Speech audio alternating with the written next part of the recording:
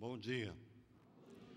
Valeu o treinamento, Miriam. Agora eles já estão certinhos. Fala bom dia, todo mundo responde, não é isso? É com grande satisfação, com muita alegria, que nós estamos aqui hoje para tratarmos de um tema que nos toca o coração, nos toca o espírito.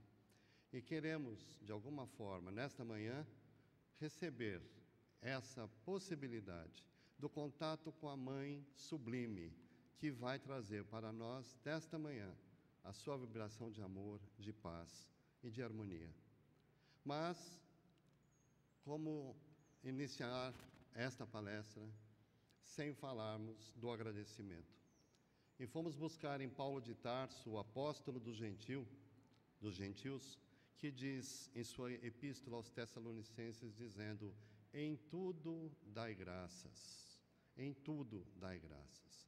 Então este é o momento de nós todos juntos darmos graças por podermos estar aqui compartilhando deste momento, dessa confraternização espiritual maravilhosa. Agradecer a Deus, nosso Pai, que nos permitiu isso, a Jesus, nosso Mestre, e a Mãe Maria Santíssima, nossa Maria de Nazaré. Também agradecemos a equipe espiritual da Federação Espírita do Estado de São Paulo, ao mentor desta casa, o nosso patrono, nosso paizinho espiritual, Dr. Bezerra de Menezes, a Edgar Armon, batalhador, que construiu as bases fundamentais desta instituição, a equipe da área da divulgação que nos fez esse gentil convite, e a todos que estão aqui presentes com a sua presença, com a sua participação amorosa. Agradecemos de fundo do nosso coração, porque é com agradecimento que nós conseguimos entender um pouco mais o porquê da nossa vida, o porquê das nossas necessidades e, muitas vezes, o porquê daquilo que nos acontece. Sejamos gratos, portanto, e que possamos, nesta manhã, trazer um pouco mais sobre a missão de Maria de Nazaré. O tema foi proposto como a difícil missão de Maria de Nazaré, mas, de fato, além de difícil, complexa, extremamente responsável, era também uma missão de amor. Era uma missão que trazia para este mundo o Redentor, o Messias. Ela seria um instrumento para que Jesus pudesse aqui se materializar no mundo físico, para que, juntamente com aqueles que havia elegido como seus auxiliares divinos, pudesse, então, trazer a mensagem do Evangelho que reforma, do Evangelho que reconstrói, do Evangelho que eleva os nossos corações.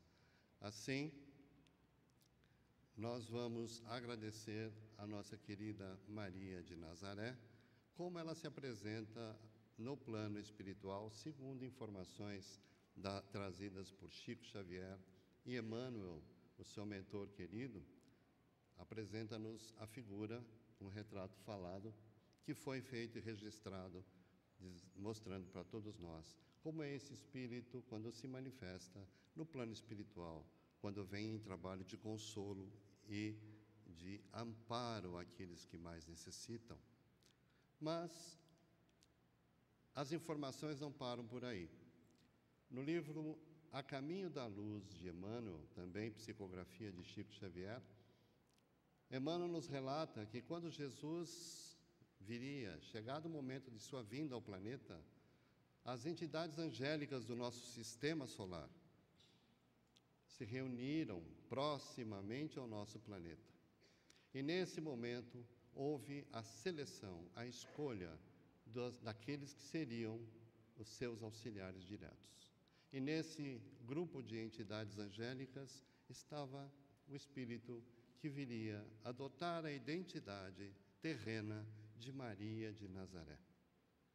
Um Espírito puro, sublimado, um Espírito angélico, que se predispôs a descer da sua altura, da altura magnânima em que ela se encontrava, para que viesse até aqui nos trazer a possibilidade de termos contato com o Evangelho do Mestre.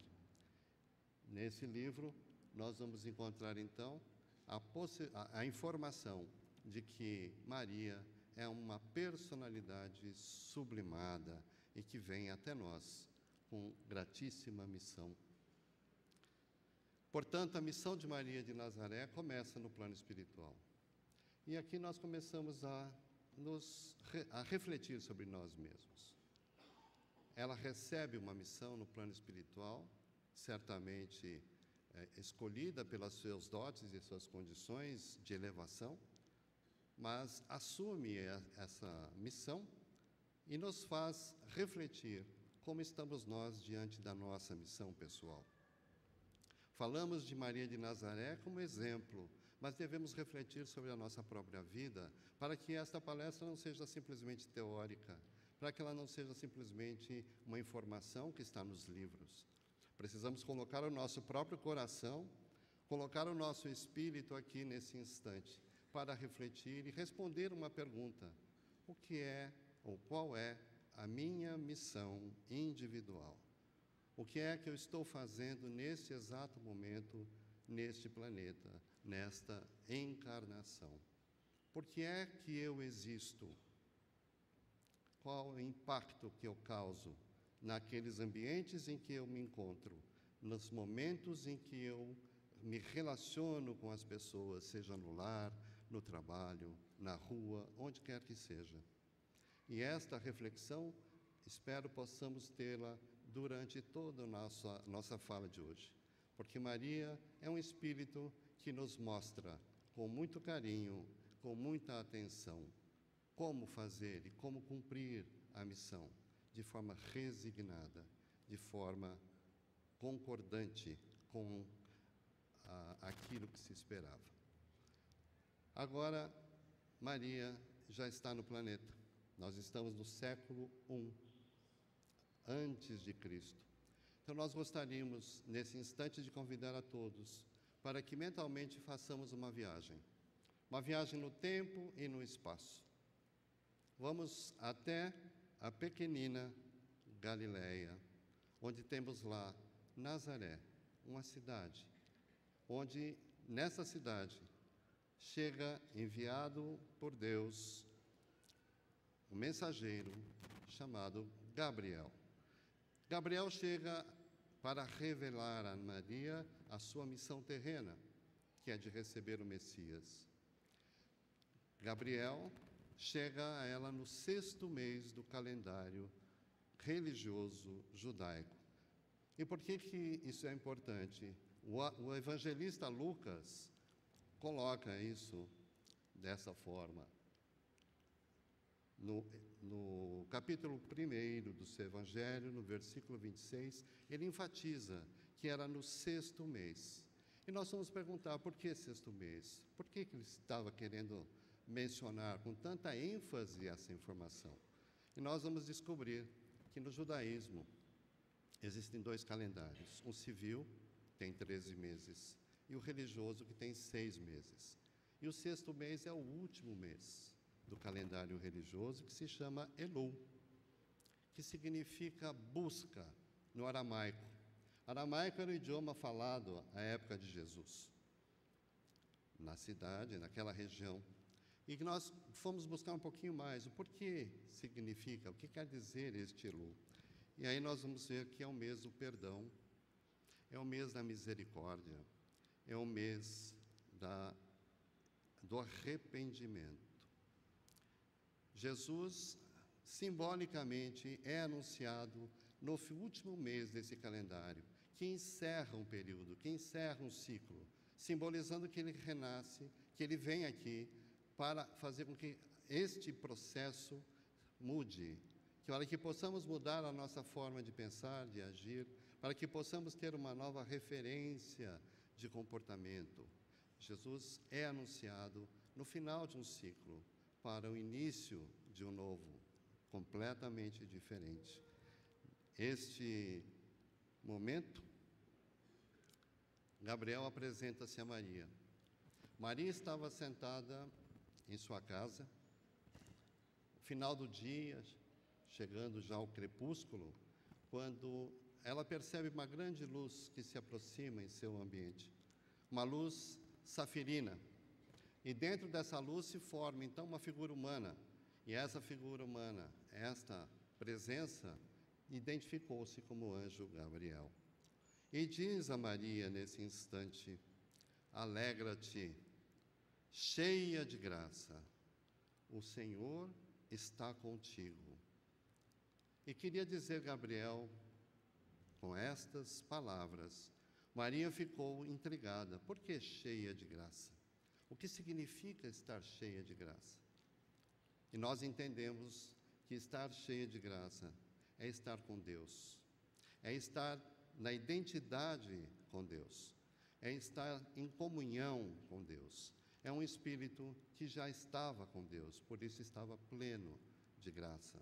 Maria, cheia de graça, eis que conceberás no teu seio e darás à luz um filho, e o chamarás com o nome de Jesus. Maria, nesse exato momento, recebe a sua missão. E nós ficamos agora a pensar: o que terá passado pela mente de Maria nesse momento? O que teria passado pela nossa mente nesse momento, em nosso coração? Supondo que recebamos uma missão desse porte, qual teria sido a nossa reação? Como normalmente reagimos diante das nossas missões? E, naturalmente, Maria, nós poderíamos imaginar, ficou aturdida, ficou amedrontada, ficou entristecida, ou qualquer outro tipo de pensamento ou sentimento tão humano diante de tal revelação. Mas, naquele exato momento, Maria simplesmente, convicta, baseada na sua fé, baseada no seu amor, baseada na sua convicção de que era enviada para atender a uma demanda espiritual divina, ela diz simplesmente uma frase que vai marcá-la por toda a sua vida, em todos os momentos da sua vida. Ela vai dizer: eu sou a serva do Senhor, faça-se em mim segundo a tua palavra. Maria não questiona, Maria não vai simplesmente olhar para a missão e vai tentar achar um jeito de se esquivar. Ela simplesmente diz: vamos em frente, eu assumo a responsabilidade e o compromisso. Entender a atitude de Maria nesse momento é muito importante para todos nós, porque ela não pede maiores explicações. Ela simplesmente diz: sim, eu sou a serva do Senhor. Não exige saber quais as consequências. Serão positivas? Serão negativas? Será que nós teremos algum ganho, efetivamente, com isto? Será que ela teria? Ela não faz perguntas, ela simplesmente aceita a missão e ela, sem dúvida, sem receio, sem insegurança, passa a ser, então, esse instrumento para que o Mestre pudesse chegar até nós e trazer o seu Evangelho. Passado um momento inicial, e eu começo a contar um pouco a história para que nós possamos entender a missão que ela traz, ela recebe, a partir do momento em que passam os dias da purificação segundo os ritos judaicos, ela então vai ao templo e leva o seu filho, Jesus, para a purificação. Chegando no templo, existe um sacerdote de nome Simeão, que simplesmente, ao receber Jesus em seus braços, ele diz: eis que já vejo a salvação. Porque ele tinha sido, a ele tinha sido dito que ele veria a salvação, que ele enxergaria Jesus quando aqui chegasse. Só que ele faz uma previsão a Maria. Ele diz: Maria, este menino nasceu para fazer com que alguns se elevem e outros recaiam, que outros não tenham, possam se alterar, tenham a sua vida alterada, tenham a sua condição alterada, tenham o seu padrão alterado. porque Jesus trazia exatamente isso, uma nova forma de ver, uma nova forma de enxergar. E faz a ela uma previsão dizendo: e uma espada traspassará também a tua própria alma. E aí nós já começamos a perceber qual seria a dificuldade da missão de Maria. A dificuldade da missão de Maria está o que naturalmente existe numa situação de paternidade ou maternidade. Todos nós que somos pais, todos nós que somos mães, que temos responsabilidades por nossos filhos, nós sentimos em nossos corações como é difícil educar uma criança. Como é difícil conduzir a vida daquele que veio ao nosso braço, à nossa mão, para que ali pudéssemos dar um encaminhamento. Vamos imaginar Maria recebendo Jesus, o nosso governador planetário, que vem dos mais altos planos da vida, o espírito mais puro que já pisou nesse planeta, receber nos braços e fazer com que ele possa crescer de maneira a se preparar para assumir a sua missão. É de uma responsabilidade muito grande. Ela tem uma missão fortíssima, uma missão complexa, uma missão difícil, como nós já dissemos, porém, com um coração amoroso, com a convicção e com a fé, ela assumiu e conduziu essa missão até os últimos momentos. Podemos considerar uma missão a paternidade, a maternidade? No Livro dos Espíritos, na questão 582, os Espíritos dizem: não há nenhuma dúvida, não existe nenhuma possibilidade de se enganar. É uma missão, e essa missão é também um dever e é também uma responsabilidade muito grande. Vamos imaginar nossos filhos. Vamos imaginar nossa família nesse momento. E como estamos diante dessa missão que acabamos de receber, como está a nossa condição de aceitação daquele que chegou aos nossos braços. Como está esse filho ou essa filha, que talvez tenha a sua questão de personalidade, que talvez tenha a sua questão física, que traz talvez alguma prova no campo da saúde. Como está o nosso coração diante dessa missão que recebemos? Porque Maria recebeu e assumiu, dizendo: eu sou a serva do Senhor. E quantos de nós podemos dizer nesse exato momento, e certamente que muitos de nós, com o coração amoroso que temos, podemos dizer: eu sou o servo ou a serva do Senhor. Eu aceito esta responsabilidade, este dever, de maneira a contribuir para a construção do reino de Deus, a contribuir para que aqueles que chegam até nós cheguem com possibilidades de crescer, de se desenvolver, de desenvolver a sua inteligência e a sua capacidade de amar. É a nossa grande reflexão de hoje. Como nós vamos nos espelhar no exemplo de Maria. Maria, nossa mãe, presente o tempo todo, nos dizendo: vamos em frente, estamos juntos, eu estou com vocês, vamos apoiá-los. Existe total acolhimento desse coração materno. E nós, da nossa parte, confiantes nesse amor, confiantes nessa ação bendita desta Mãe gloriosa, podemos seguir com mais esperança, com mais capacidade de compreensão daquilo que se passa em nossas vidas, em nossa família.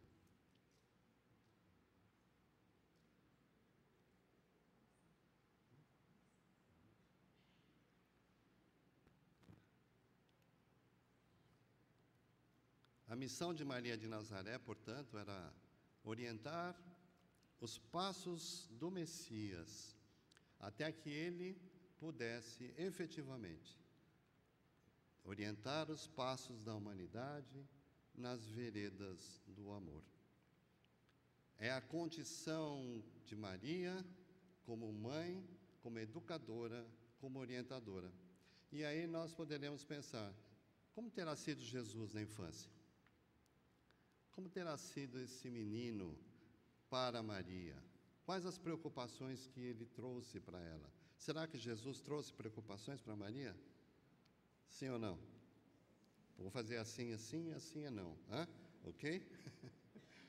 Será que ele trouxe preocupações? Ou será que Maria tinha preocupações em relação a Jesus?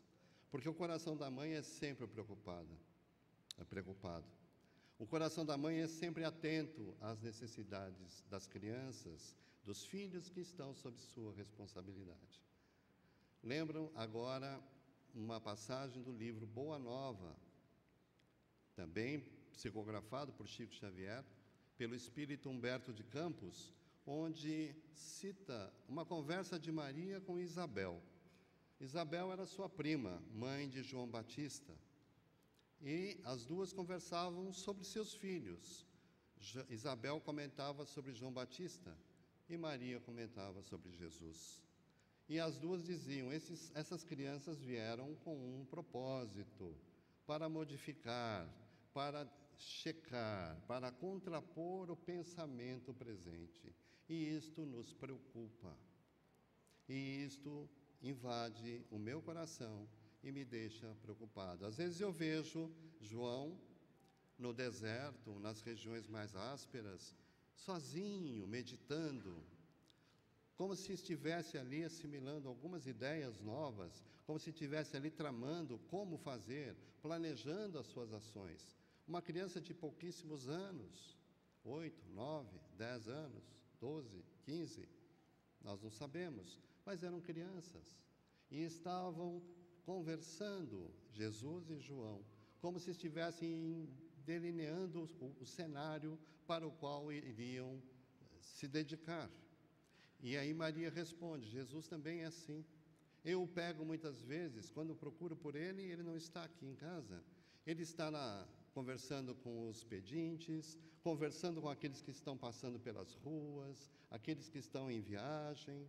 Jesus está dando água para aqueles que estão com sede, ajudando aqueles que estão sofrendo e falando da presença de Deus com uma convicção que jamais escutei de qualquer de um dos nossos sacerdotes do templo. Imaginemos esta mãe com este filho maravilhoso, qual o nível de preocupação que ela não deveria ter? Qual o nível de receios que o seu coração, já avisado por Simeão, de que uma espada o traspassaria, quanta angústia e quanta dificuldade esse coração não passou. Nós estamos diante de uma mulher valorosa que está olhando para seu filho e prevendo algumas situações que efetivamente poderiam não ser saudáveis, poderiam ser prazerosas, ou talvez fossem até bastante preocupantes. Nós olhamos para os nossos filhos e temos as mesmas preocupações. Onde estará agora esse meu filho? O que estará ele fazendo? Como posso ajudá-lo a crescer? Como ele veio a este mundo pelas minhas mãos? Qual é a minha responsabilidade, meu dever de orientá-lo, de educá-lo, para que se forme, não para atender somente os padrões do mundo, porque eles existem e precisam ser atendidos, mas para alguma coisa além disso. Sabemos todos nós que somos espíritos imortais, e como espíritos imortais, esta vida é só mais uma. Este corpo de carne é transitório. O que resta é o espírito verdadeiramente primitivo dentro do mundo espiritual, que é o primeiro, que é o principal. Esse espírito sobreviverá. E qual é a mensagem que vamos deixar nesse coração? Qual é a mensagem que vamos transmitir para que ele possa se desenvolver, possa crescer, possa evoluir na sua caminhada individual. Olhando para Maria e pedindo a sua ajuda, nós teremos a intuição e teremos o apoio para que, naturalmente, possamos dizer o melhor para esses filhos, para que possamos dar o melhor para esses filhos, porque esta é a missão dos pais, porque este é o desejo dos pais, que os seus filhos sejam felizes, para que sejam realizados, para que tenham uma profissão, para que cresçam. No entanto, muitas vezes as coisas não acontecem como nós planejamos.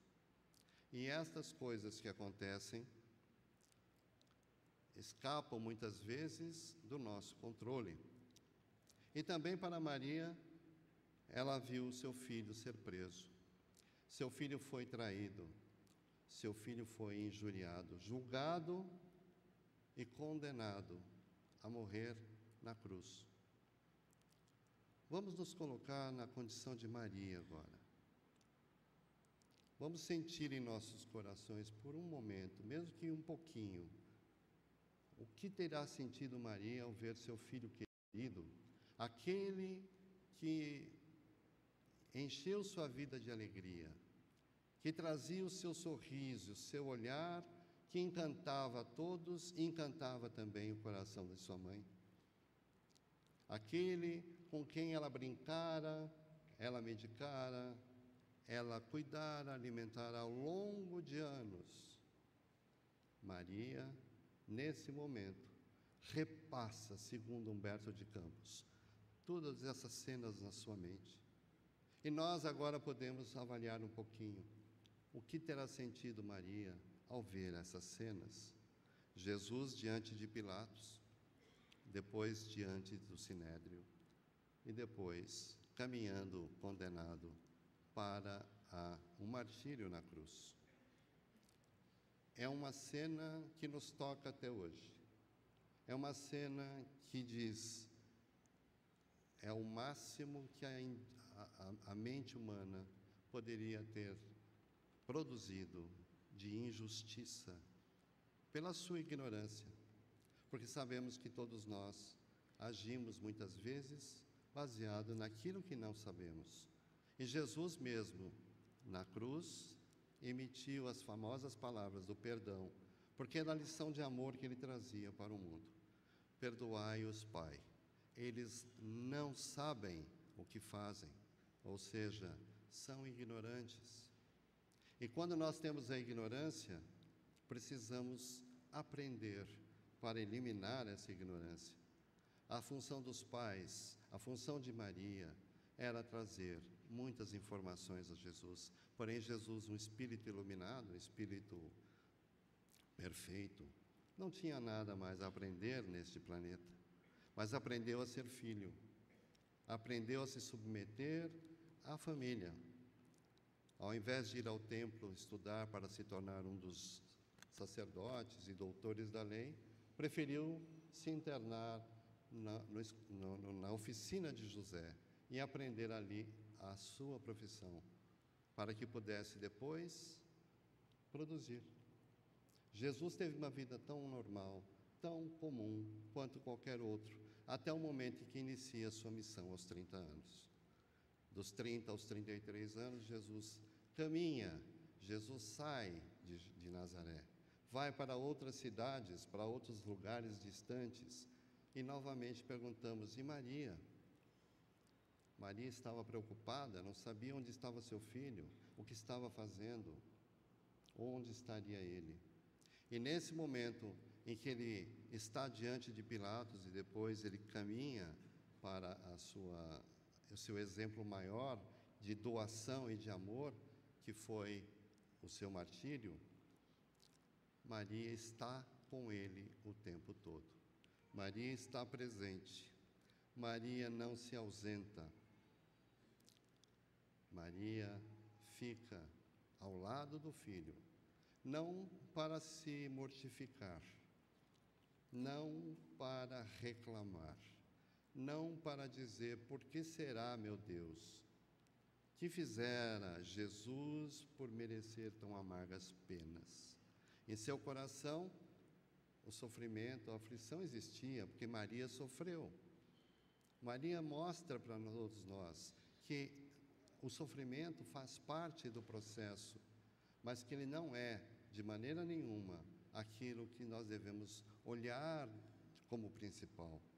Porque Maria, mesmo diante de tal dor, de tal sofrimento, conseguiu elevar o seu pensamento a Deus, segundo Humberto de Campos, e nos diz que ela, mesmo ao lado da cruz, vendo seu filho naquela condição, ela eleva o seu pensamento e diz: eu sou a serva do Senhor.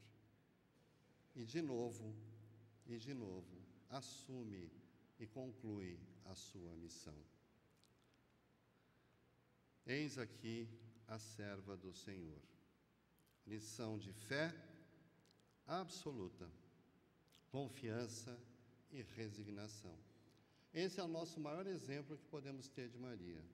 Maria persistente, Maria presente, Maria doadora, Maria não reclamando atenções para ela, mas preocupada com o próprio filho, preocupada como estava aquele que ela havia dado à luz e que se encontrava naquelas condições naquele momento.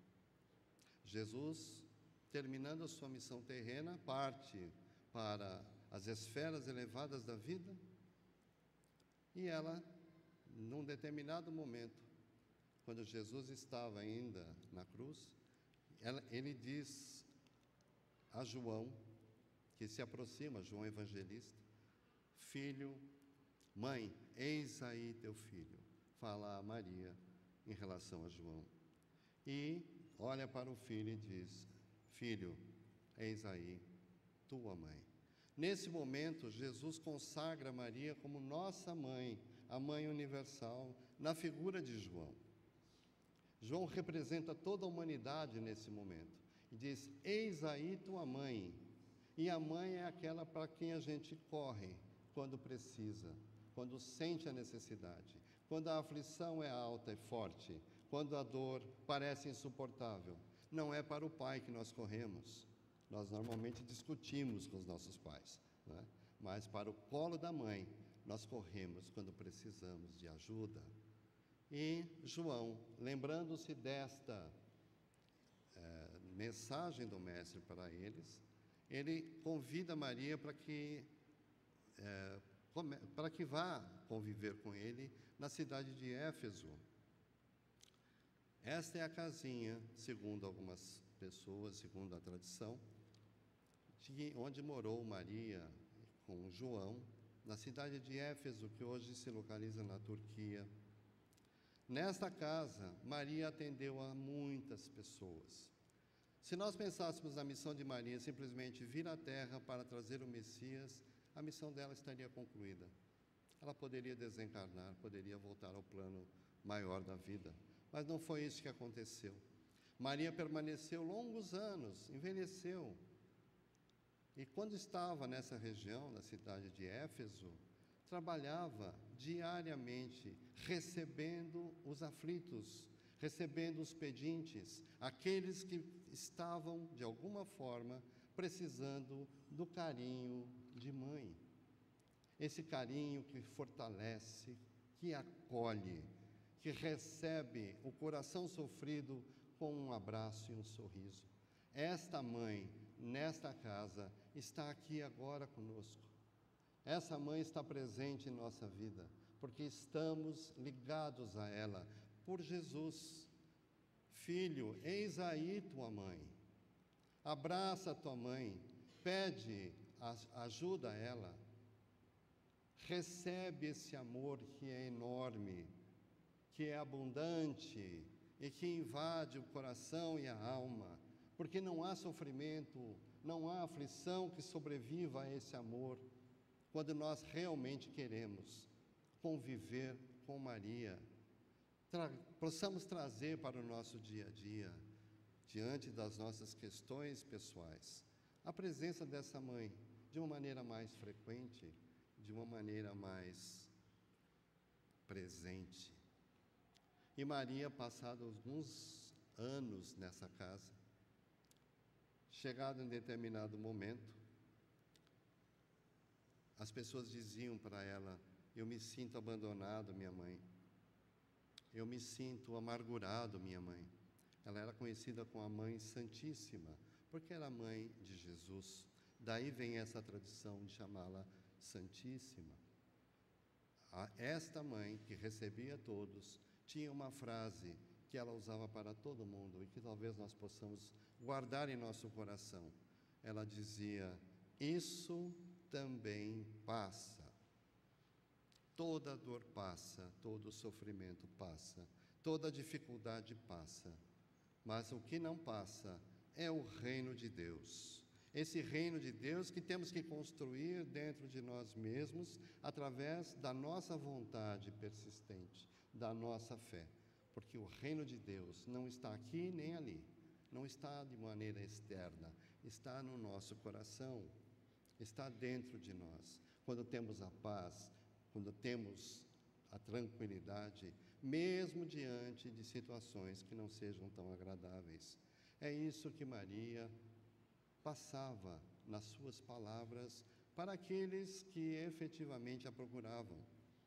Vamos procurar Maria, vamos nos encaminhar para essa Mãe Santíssima e vamos elevar o nosso coração com as nossas preocupações, com as nossas dores e sofrimentos, porque ela consegue compreender essas dores, porque ela mesma sentiu essas dores, ela sabe do que estamos falando. Nós podemos, sem dúvida, ser compreendidos de uma maneira muito mais efetiva por essa mãe, que nos abençoa e que nos ampara constantemente. Porém, passados os anos, ela envelhecida, o corpo já com algumas dificuldades em função da própria idade, ela costumava receber, como dissemos, vários mendigos, pedintes, pessoas que chegavam à casa e ela recebia a todos. E certa tarde, no finalzinho da tarde também, está chegando um pedinte. Esse pedinte saúda Maria como todos faziam.